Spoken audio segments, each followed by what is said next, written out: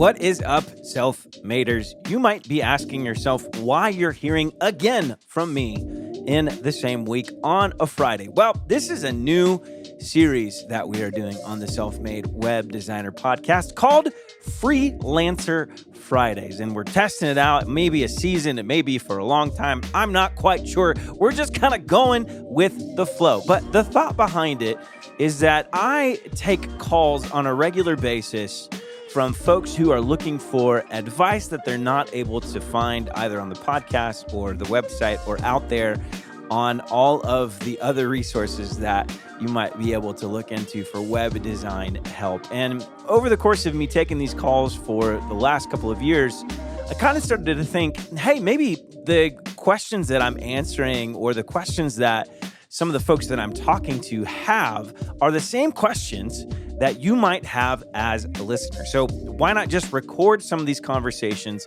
and put them as a bonus to the podcast for the week? So we're gonna try it out. And the first guest that I have, her name is Jennifer, and she runs a company called SiteMaker Studio. And she's got some questions about creativity, specifically how to keep your creative edge as a web designer. It was a really fun conversation. Just a few notes before we dive in. This isn't a professional conversation. They don't have a professional mic. My phone rings like in the middle of it, okay? It's a little bit raw, but that kind of feels good because that is real life, okay? So the main thing is that the content is good and, it's just a good chance to connect with other listeners and web designers out there. If you want to be on Freelancer Fridays, I'm going to leave a link in the show notes for you to sign up for a time slot. I would love to chat with you.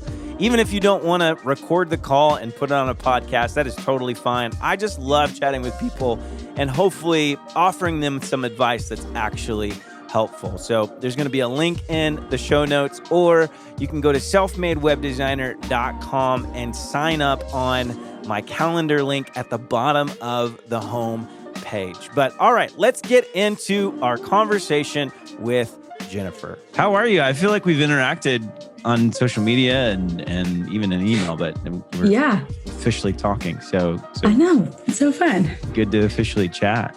So nice to talk to you.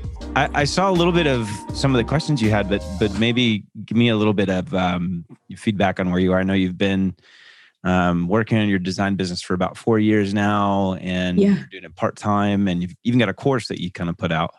Yeah. So I am working on a Webflow project right now, doing some development work. And one of the questions I had for you was and I guess this kind of, because I've had this question for so long, or because I keep running into this issue, it actually has been a really cool fit to do some development work. Sure. And that issue is how do we stay updated as far as keeping up with trends and being inspired, but then also being really careful that we're not copying too clearly and or just losing that creative flow. I feel like sometimes we're so close to it, we see something that's been done a ton of times. Clearly nothing's completely original. So that kind of takes some of the pressure off. Yeah. But I just always want to know how other designers do that. Because I think that's a real struggle. Yeah, 100%. Well, I mean, number one, looking at your website and your portfolio, I feel like you're actually doing a really good job. So, if there's any consolation in that, I don't tend to worry about copying people too much because I just feel like it's such a normal part of creativity. There's even a book called Steal Like an Artist, which you've probably heard of before. It's good. So, I tend to kind of be a little bit farther on that side of things, to be I'm okay if I take a lot of influence from another design, just because when it comes to the practicality of it all, even if I've taken heavy influence, when it's finished, it's not going to look like what I was copying from.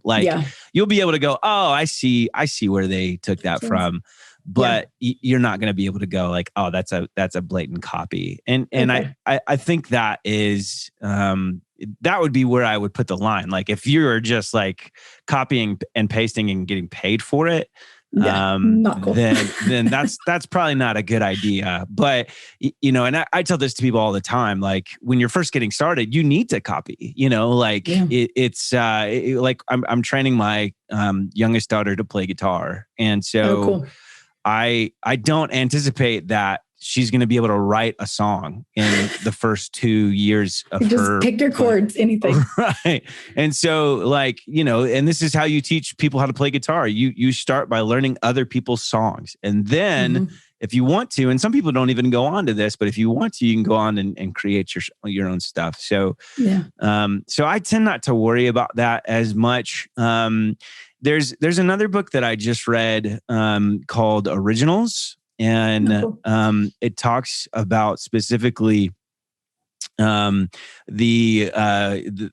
kind of historical composers and the number of hits that they had, and it kind of maps out a chart, and then it makes a distinction between number of hits and number of songs that they wrote, and across the board.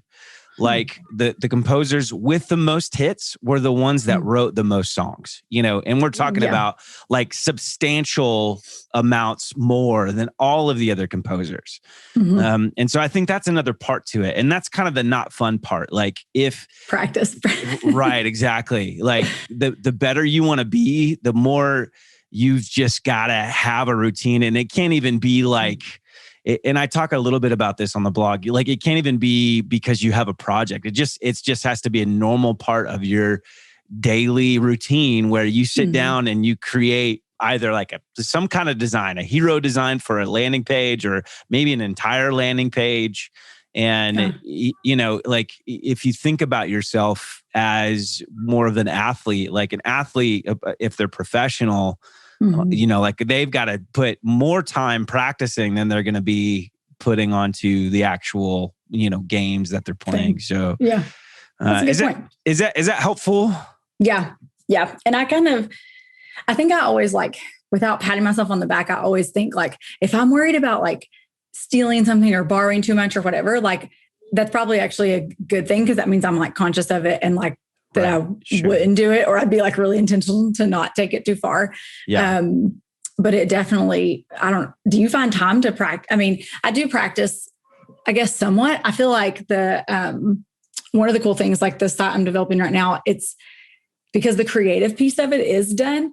Now I'm in like a creative mode with the problem solving piece. So like, do we build this with Grid, or like which tools do we use to actually get it together? And I think those sometimes for me like are grouped together with practice, but other times they're like, you need to practice the design part, like creativity, like let it flow. And then other times practice like this more rigid, like, okay, now let's actually build the thing in the case of web design. So the creativity for the problem solving versus creativity for like designing and being more artistic. No, it's tough. Like I do have seasons where I try to put in like at least 30 minutes a day of designing, and I tend to just stick to like a fake business's hero image, and so like when seasons get busy, that's like the first thing to go. But and it might be that you kind of do it seasonally, like whenever there's a lull in your projects or a lull in family life, like you're not as necessarily like got too much on your plate, but it does, like, you do have to come to a certain point. It's just like working out, like you're never going to really have time for it. Like you have to just kind of pencil it in and figure out how to make your life work around it. I will say also when it comes to websites, like there's not, as much as like we are creative, like you can't be like 100% out of the box and the website be really impactful for a client's business, like there's kind of some standards, like there's the F patterns of how users are going to look. So you got to make sure that you've got a call to action on the very first screen and like a real clear description of who they are and what they do, so we're somewhat limited. But I find at the same time, like the more you have boundaries, like you can find ways to be creative. If it's like limitless, like do whatever you want on this page, it's like, well, where the heck do I start? Yeah, no.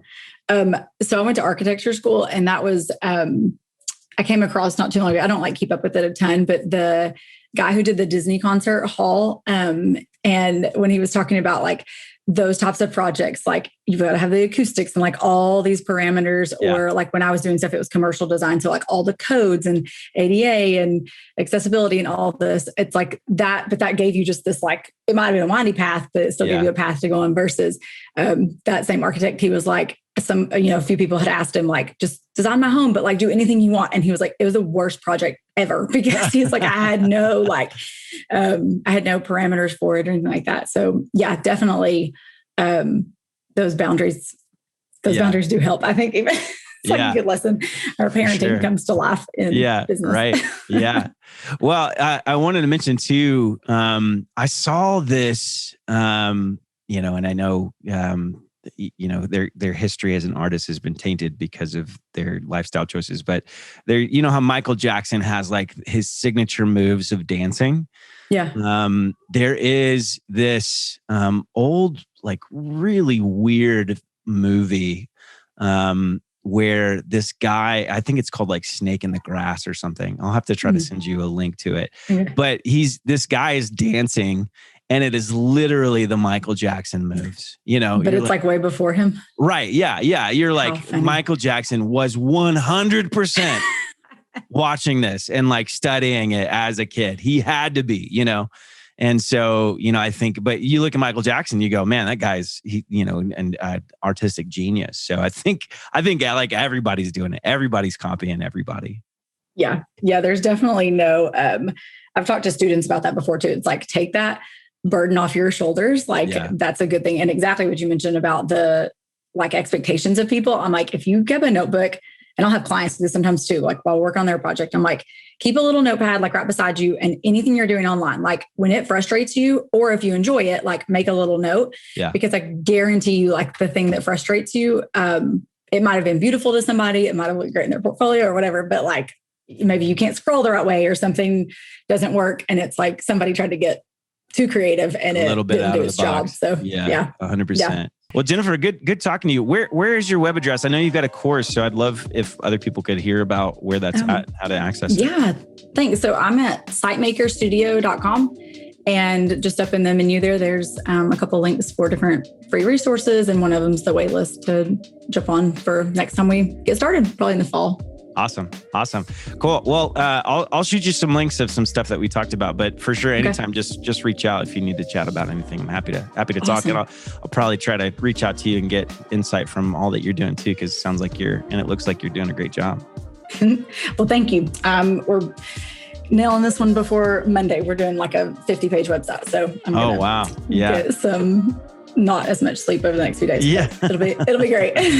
Yeah, cool. All right. Well, good talking to you. So much fun chatting about how to be more creative as a web designer. Creativity is just such a fun topic of conversation. So it was really fun to go in again and get a little bit deeper on that idea. Hey, next Friday, we're going to try to do this again. I've got a few calls that I've already got queued up from other folks who have dialed in and had a conversation with me. And again, if you'd like to sign up, there are time slots available. So check it out. Link in the show notes, or go to selfmadewebdesigner.com. All right, that was fun. So I hope you have a good week. We'll see you on Wednesday. And don't forget, if you don't quit, you win.